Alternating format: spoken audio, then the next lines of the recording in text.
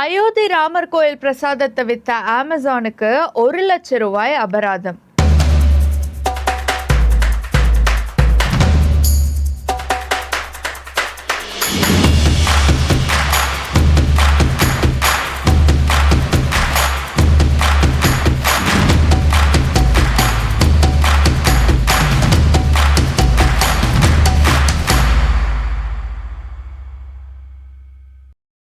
Welcome back to Shruti reacts. இதில் நம்மளை சுற்றி நடக்கிற விஷயங்களுக்கு சில செய்திகளுக்கு நம்ம குயிக்காக ரியாக்ட் பண்ண போகிறோம்.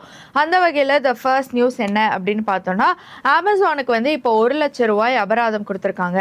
என்ன அப்படின்னு பார்த்தோன்னா, அயோத்தி ராமர் கோயில் பிரசாதம் அப்படின்னு சொல்லிட்டு சாதாரணமாக நார்மலாக கிடைக்கிற ஸ்வீட்ஸ் எல்லாம் ஸ்கேம் பண்ணி அமேசானில் ஒரு private people north Indian people விற்றுருக்காங்க. அதனால இது எப்படி அந்த பிளாட்ஃபார்ம் ஒரு வெரிஃபை பண்ணாமல் இந்த மாதிரி அலோவ் பண்ணாங்க அப்படின்னு சொல்லிட்டு அந்த பிளாட்ஃபார்முக்கு ஃபைனும் அதை விற்றவங்களுக்கான தண்டனையும் அனௌன்ஸ் பண்ணியிருக்காங்க. ஸோ இதுலேருந்து என்ன தெரியுதுன்னா, அப்போ இதை கண்டுபிடிச்சிருக்காங்கன்னா அதை எவ்வளோ பீப்புள் வாங்கியிருப்பாங்க, எவ்வளோ பீப்புள் கன்சியூம் பண்ணியிருப்பாங்க அப்படிங்கிறத நம்மளால் பார்க்க முடியுது.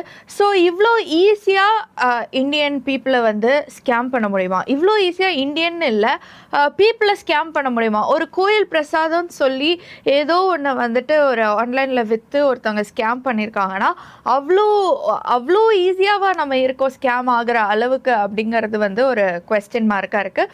அதே சமயம் இந்த மாதிரி புதுசாக யோசிக்கிறாங்களே அப்படின்னு யோசிக்கிறதா, இல்லை இந்த மாதிரி ஏற்கனவே நிறைய நடந்திருக்கு ஆனால் நடந்து ஒரு அவேர்னஸ் இல்லாமல் ஏமாந்துட்டே இருக்காங்களே மக்கள் அப்படின்னு யோசிக்கிறதா. ஆனால் இதுக்கு அந்த அமேசான் கம்பெனி எப்படி பொறுப்பாவாங்க அப்படிங்கிறதா எனக்கு தெரியல. பிகாஸ் அது ஒரு பெரிய பிளாட்ஃபார்ம், எல்லா கண்ட்ரிலேருந்தும் வாங்குறாங்க விற்கிறாங்க. அந்த மாதிரி ஒரு பெரிய பிளாட்ஃபார்மில் ஒரு ஸ்வீட்டு அதுவும் கோயில் பிரசாதம் அப்படின்னு சொல்லி விற்கிறதெல்லாம் அவங்க எப்படி வெரிஃபை பண்ணுவாங்க அப்படிங்கிறது எனக்கு தெரியல. ஏன்னா இது கோயில் அவங்கள பொறுத்த வரைக்கும் இந்தியாவில் இருக்கிற ஒரு கோயில் அவ்வளோதானே வழிஞ்சு இதை எப்படி அவங்க பெரிய விஷயமா கன்சிடர் பண்ணி ஒரு வெரிஃபை பண்ணியிருப்பாங்கன்னு தெரியல. மேபி இந்த மாதிரி வேறு எந்த ப்ராடக்ட்லையும் ஸ்கேம் பண்ணாத அளவுக்கு அவங்க வெரிஃபை பண்ணி தான் ஆகணும். ஸோ இதை மேபி அவங்க லெசனாக எடுத்து எல்லாமே சின்ன ப்ராடக்டாக இருந்தாலும் சரி பெரிய ப்ராடக்டாக இருந்தாலும் சரி எல்லாத்தையும் வெரிஃபை பண்ணுவாங்க அப்படின்னு சொல்லிட்டு நான் நினைக்கிறேன். ஸோ இந்த மாதிரி ஸ்கேம் ஆனவங்களை சொல்கிறதா இல்லை பண்ணவங்களை சொல்கிறதா அப்படிங்கிறது எனக்கு தெரியல. இந்த மாதிரி ஒரு சின்ன விஷயத்தில் மறுபடியும் இந்த மாதிரியான நியூஸ் கேட்கும் பொழுது ரொம்பவே என்ன சொல்கிறதுனே ஆக்சுவலாக எனக்கு தெரியல. இந்த நியூஸ் பற்றி நீங்கள் என்ன நினைக்கிறீங்கிறத கமெண்ட்ஸில் சொல்லுங்கள். ஸோ த நெக்ஸ்ட் நியூஸ் என்ன அப்படின்னு பார்த்தோன்னா, தாவேகா அமைச்சர் செங்கோட்டையன் அவர்கள் ஒரு ஸ்டேட்மெண்ட் சொல்லிட்டாரு. அது ஒரு விவாதமாகவே மாறிடுச்சுன்னு கூட சொல்லலாம். இன்னைக்கான சட்டசபையில் என்னன்னா ரேஷன் அரிசியை பற்றி ஒரு விவாதம். செங்கோட்டையன் அவர்கள் என்ன சொன்னார்னா, இந்த மாதிரி ரேஷன் அரிசியோடைய தரம் வைஸ் நம்ம பார்த்தோன்னா அந்த அரிசியை ஆடு மாடு தீவனத்துக்கு தான் உதவுது, இது உலகறிஞ்ச ஒரு விஷயம் அப்படிங்கிற மாதிரி ஒரு லூஸ் ஸ்டேட்மெண்ட் கொடுத்துட்டாரு அப்படின்னு தான் நான் சொல்லுவேன். பிகாஸ் அது அவர் யோசிச்சு பேசினாரா இல்லை எப்படி சொன்னாருங்கிறது எனக்கு நிஜமாவே தெரியல. ஆனால் இந்த மாதிரி டக்குன்னு ஒரு லூஸ் ஸ்டேட்மெண்ட் கொடுக்கறது எந்த அளவுக்கு கரெக்ட் அப்படின்னு எனக்கு தெரியல. அதுக்கு ஆப்போசிட்ல டிஎம்கே சேர்ந்த KN நேரு அவர்கள் சொன்னார், இந்த மாதிரிலாம் டக்குன்னு சொல்லிடக்கூடாது. பிகாஸ் ரேஷன் அரிசியை உபயோகப்படுத்துகிற பல வீடுகள் இப்பயும் இருக்காங்க, நிறைய பேர் யூஸ் பண்ணிட்டு தான் இருக்காங்க. அண்ட் ஆல்சோ ஏன் அதை யூஸ் பண்ணுறாங்கன்னா அதில் சுகர் லெவல் கூட கண்ட்ரோலில் இருக்குது. அந்த மாதிரி இந்த தரம் இல்லாமலாம் கொடுக்கல. இத்தனை வருஷத்தில் எல்லா கவர்மெண்ட்டுமே நல்ல தரமான அரிசியை தான் கொடுத்துட்டு வருது அப்படிங்கிற மாதிரி சொன்னாங்க. ஸோ இந்த இடத்துல என்ன சொல்கிறேன்னா, ஆக்சுவலி ஸ்பீக்கிங் நிறைய வீட்டில் இப்போ வரைக்கும் ரேஷன் அரிசி ரேஷனில் கொடுக்குற பொருட்களை உபயோகப்படுத்தி அதை மட்டுமே நம்பி இருக்கிற குடும்பங்கள் இப்போ வரைக்கும் இருந்துட்டு தான் இருக்குது. ஸோ எனக்கு சுகர் லெவல் கண்ட்ரோல் ஆகுமா இல்லையா அப்படிங்கிறது எனக்கு தெரியல. ஆனால் அதை ஹியூமன்ஸ் யூஸ் பண்ணல அப்படிங்கிற ஸ்டேட்மெண்ட் ரொம்பவே தப்பான ஒரு விஷயமா எனக்கு தெரிஞ்சது. இதில் ஆட்டோமேட்டிக்காக ஒரு கேள்வியும் ரைஸ் ஆகுது. என்ன அப்படின்னா ஒரு ஆளும் கட்சி சைடில் இருந்துகிட்டே நம்ம ரேஷன் அரிசியோட தரம் நல்லா இல்லை அப்படிங்கிற மாதிரி நம்ம சொன்னோன்னா, அப்போ இப்போ வரைக்கும் நம்மளும் தரம் இல்லாத ஒரு விஷயத்தை தான் கொடுத்து கண்டினியூ பண்ணிட்டு இருக்கோமா அப்படிங்கிற குவெஸ்டின் ஆட்டோமேட்டிக்காக ரைஸ் ஆகிடும். ஸோ இந்த ரேஷன் அரிசி அப்படின்னு இல்லை, ரேஷன் பொருட்களை நான் சொன்ன மாதிரி நம்பி இருக்கிற குடும்பங்கள் இப்போ வரைக்கும் இருந்துட்டு தான் இருக்கு. மேபி இந்த தரத்தை உயர்த்துற மாதிரி அந்த குடும்பங்களுடைய தரத்தையும் உயர்த்துறதுக்கான வழியை தான் வந்து கவர்மெண்ட் பார்க்கணுமே வழிஞ்சு இந்த மாதிரியான ஒரு லூஸ் ஸ்டேட்மெண்ட்ஸ், அதுவும் அனுபவம் வாய்ந்த ஒரு அரசியல்வாதி கிட்டேருந்து கேட்கும் பொழுது அது ஆப்வியஸாக ஒரு விவாத பொருளாக மாறுறதுக்கு 100% சான்சஸ் நிறைய இருக்கு. ஸோ இந்த மாதிரி வந்து டக்குன்னு சொல்லாமல் யோசிச்சு பேசினா நல்லா இருக்குமோ அப்படின்னு சொல்லிட்டு நான் நினைக்கிறேன். அதே சமயம் இன்னைக்கான சட்டசபையில் இந்த அரிசி இஷ்யூஸ் எல்லாம் போயிட்டு இருக்கும் பொழுது ஒரு கான்வர்சேஷன் அப்போ ஆதவர்ஜுனா ஒரு பாயிண்ட் சொன்னார். அது ரொம்பவே கரெக்டாக இருந்ததுன்னு நான் ஃபீல் பண்ணுறேன். என்ன சொன்னார்னா, இலவசம்னு வந்து நம்ம ஜஸ்ட் லைக் தட் சொல்லிட முடியாது. இலவசம் கொடுக்கறது விஷயம் இல்லை, கொடுக்குற இலவசம் தரமாக இருக்கா அப்படிங்கிறது தான் விஷயம் அப்படிங்கிற மாதிரி சொன்னார். அப்போ சொன்னார், நம்ம இலவசம் கொடுக்குறோங்கிறதுக்காக நம்மளே அதை வந்து யூஸ் பண்ண மாட்டோம். இந்த சென்ஸ் மினிஸ்டர்ஸே கூட இலவசமாக அரசு மருத்துவமனையில் போய் படுக்கிறது இல்லை. ஏதாவது நோய் வந்தால் சிங்கப்பூர் ஆர் ஏதாவது வெளிநாடுக்கு தானே போயிட்டுருக்கோம். அந்த மாதிரி இல்லாமல் இலவசம் கொடுக்கறத வந்து தரமாக கொடுக்கணும் அப்படிங்கிற மாதிரி சொன்ன ஸ்டேட்மெண்ட் நிஜமாகவே ரொம்ப ரொம்ப அப்ரிஷியேட் பண்ண வேண்டியதாக இருந்தது. அவர் பேசின ரொம்ப சென்சிபிளான ஸ்டேட்மெண்ட் இது.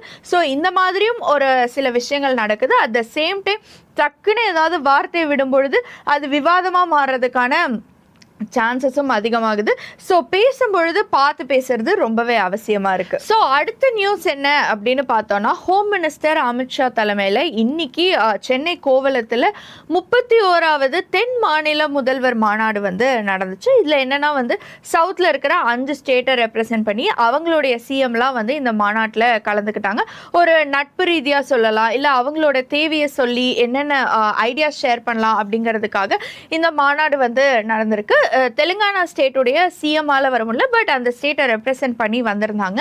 ஸோ மற்ற சிஎம்லாமும் வந்திருந்தாங்க. இதில் என்னென்னா வந்து அஃபீஷியலாக இன்னும் எதுவும் வரல அப்படின்னாலும் நியூஸ் மூலியமாகவும் அமைச்சர் நிர்மல்குமாரோடைய ப்ரெஸ் மீட் மூலியமாகவும் என்ன நடந்துச்சு அப்படிங்கிற ஒரு ஓவரால் லுக்கை வந்து நம்மளால் பார்க்க முடியுது. என்னென்னா வந்துட்டு இதில் தமிழக சிஎம்மான விஜய் வந்துட்டு டீலிமிட்டேஷன் அண்ட் நீட்டை பற்றி பேசியிருக்கிறதா சொல்லியிருக்காங்க. ஸோ டீலிமிட்டேஷனை பற்றி என்ன சொல்லியிருக்காரு அப்படின்னா வந்துட்டு எப்படி அந்த தொகுதி பிரியும், ஒவ்வொரு ஸ்டேட்டுக்கும் என்னென்ன மாதிரியான கிரைட்டீரியா இருக்கு, எப்படி எல்லாருக்கும் வந்து இது யூஸ்ஃபுல்லாக மாறும் அப்படிங்கிறத இந்த டீலிமிட்டேஷனை பற்றி ரொம்ப கிளியராக எக்ஸ்பிளைன் பண்ணால் நல்லா இருக்கும் அப்படிங்கிற மாதிரி சொல்லியிருக்காங்களா. அதே சமயம் வந்துட்டு நீட்டை வந்து எப்படி ஒழிக்கிறது அப்படிங்கிற மாதிரியான ஐடியாஸும் இந்த சென்ஸ் எப்படி ஒழிக்கிறதுன்னு சொல்ல இதை ஒழிக்கிறதுக்கான வழி என்ன அப்படிங்கிற மாதிரியான பேச்சுவார்த்தையும் போயிருக்கிறதா சொல்லியிருக்காங்க. ஸோ காவேரி விவகாரமாக பேசுனீங்களா அப்படின்னு நிர்மல்குமார் கிட்ட கேட்டிருந்தப்போ அவர் என்ன சொன்னார்னா, ஏற்கனவே அந்த கேஸ் உச்ச நீதிமன்றத்தில் இருக்கும் பொழுது கேஸ் நடந்துட்டு இருக்கிற ஒரு விஷயத்தை பற்றி இங்கே பேசுறது சரியா இருக்காது, அதனால அதை பற்றி பேசலை அப்படிங்கிற மாதிரி அவர் சொல்லிட்டாரு. இது வந்து கேரளா சிஎம் என்ன சொல்லியிருக்காருன்னா, சவுத்தில் இருக்கிற எல்லா ஸ்டேட்ஸுமே வந்துட்டு ரொம்ப நட்பாக தான் இருக்காங்க. முக்கியமாக யாருக்காவது ஏதாவது பிரச்சனை, முக்கியமாக ஏதாவது நேச்சுரல் டிசாஸ்டர் இல்லை கெலாமிட்டிலாம் நடக்கும் பொழுது எல்லா ஸ்டேட்ஸுமே ஒன்று கூடிடுறாங்க, அது வந்து ரொம்பவே பலமாக இருக்குது அப்படிங்கிற மாதிரி சொன்னாங்க. அண்ட் ஆல்சோ முல்லை பெரியார் அணை கட்டுறதை பற்றியும் வந்து கேரளா முழுசாக அந்த பொறுப்பை எடுத்துக்கிறேன் அப்படிங்கிற மாதிரி சொல்லியிருக்காங்க. அட் த சேம் டைம் நம்மளும் தமிழகமும் வந்து இன்னும் கொஞ்சம் தண்ணியை வந்துட்டு ஏற்றி கொடுக்கணும் அப்படிங்கிற மாதிரி கேரளா கிட்ட டிமாண்ட் பண்ணியிருக்கு. ஸோ இன்னும் கர்நாடகா கேரளாலேருந்து நமக்கு இன்னும் கொஞ்சம் தண்ணி வரும் அப்படிங்கிறது இந்த எண்ட் ஆஃப் திஸ் வந்து நமக்கு தெரிய வருது. ஸோ இந்த மாதிரியான மாநாடுகள் அவசியமா அப்படின்னா கண்டிப்பாக அவசியம். இன்னைக்கு நடந்ததில் இது ஒரு நல்ல இனிஷியேட்டிவ், ஒரு நல்ல விஷயம்னு கூட சொல்லலாம்.